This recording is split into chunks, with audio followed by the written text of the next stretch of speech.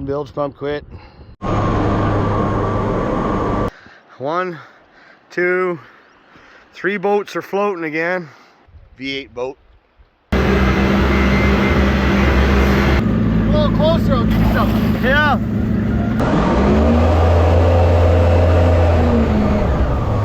They're taking the shit out of that boat. What's up, everybody? Ian here, Halfcutgarage. What do you think about pink?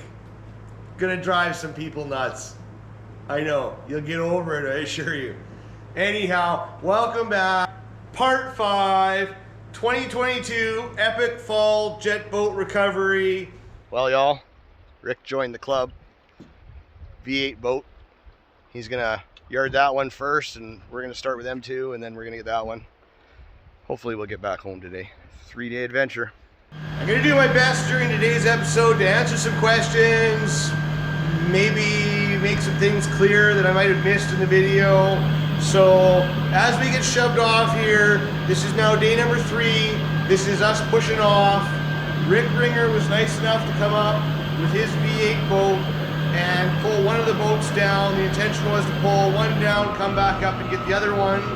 Little did we know that even though we had Dale's boat out of the water overnight, it just was too heavy for that boat of Rick's to get it up on steps. So we just decided that we'd spend the next couple hours cruising down the river at a leisurely pace. So come along for the ride.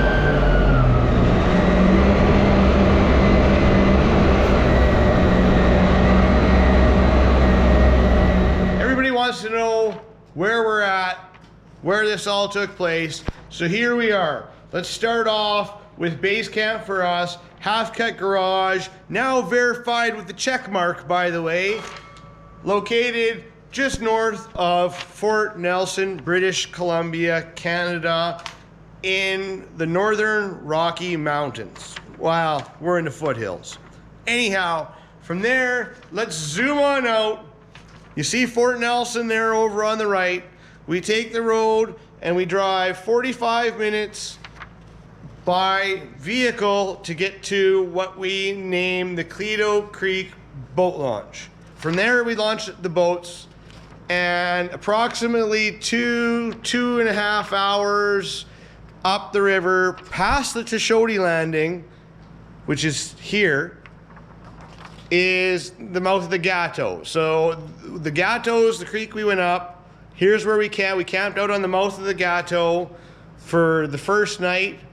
We camped out here on the mouth of the Tetsa for the second night. So that gets you all caught up at where we're at.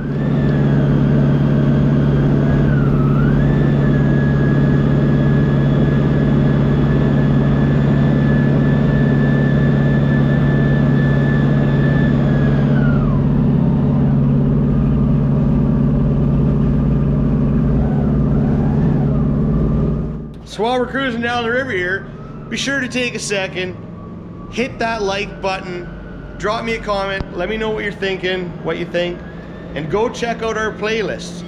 There's a good one from 2021, an Epic Fall Tashodi River Recovery that you might be interested in.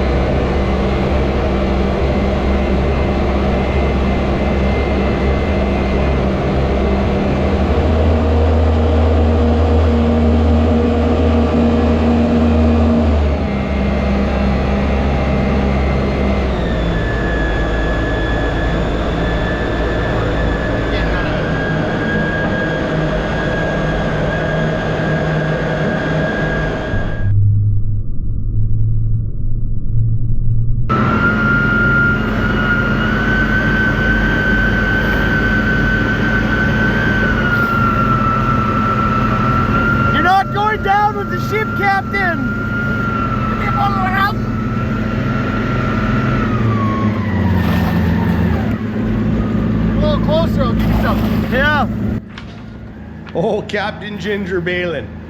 Anyhow, that 1-inch bilge pump wouldn't keep up. Taryn had mentioned something about he thought there was water coming from the engine, underneath the engine plate, which means the motor might have come loose. These boys had just put this motor in a week prior because there was issues with his other one. So there's a possibility that something got rattled loose, etc. What makes me think that's even more likely is note this picture right here. That's the plug I'm pointing at there that wound up being our downfall. As I know it, that plug usually has a retainer that clips from the top side and to the bottom side, and it keeps it from coming separated. There's no retainer there. The porpoising of that boat, as seen in this clip right here, ultimately is what caused that plug to come unplugged, which killed all the power in the boat. The boat being partially full of water and the bilge not keeping up, when it come unplugged, it just laid down perfectly in the bottom of the boat, and all the fishing around, there wasn't any finding it because we didn't know what we were actually even looking for. So that's that.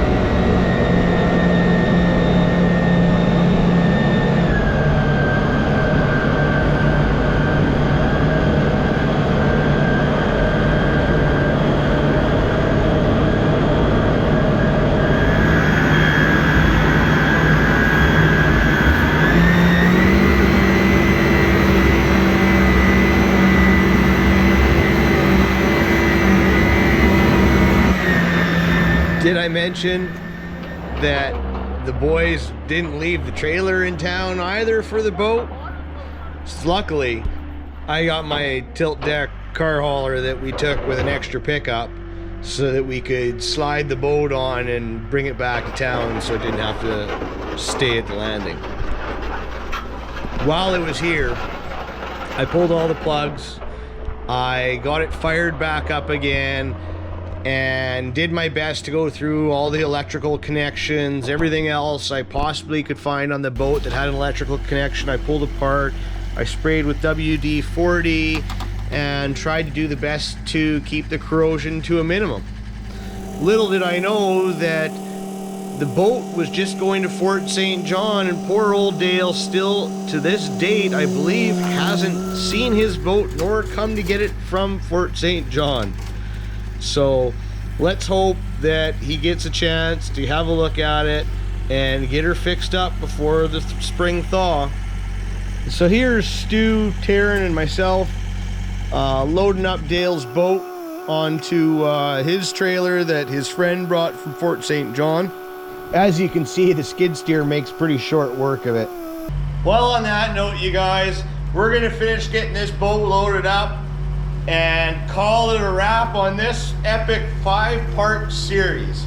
I appreciate everybody that tuned in, appreciate everybody that's liking, commenting, sharing. Those of you that are new subscribers, be sure to go check out the playlists. We've got some tracked vehicles, we got mud boggers, we got a little bit of everything. We're finishing up on this micro build episode as we speak. While you guys are watching this, believe it or not, I probably got the sewing machine out working on the upholstery for this seat. Yeah, that's right. If you didn't know, I do the whole process start to finish, one-man band. I edit it, I do all my production, all my filming, I do all my builds, all my welding, my fabrication, as much as I can by myself. So I appreciate you guys supporting me, sharing, all that. It means the world to me. Thanks again. See you Wednesday. I'm gonna show you how we got to pink.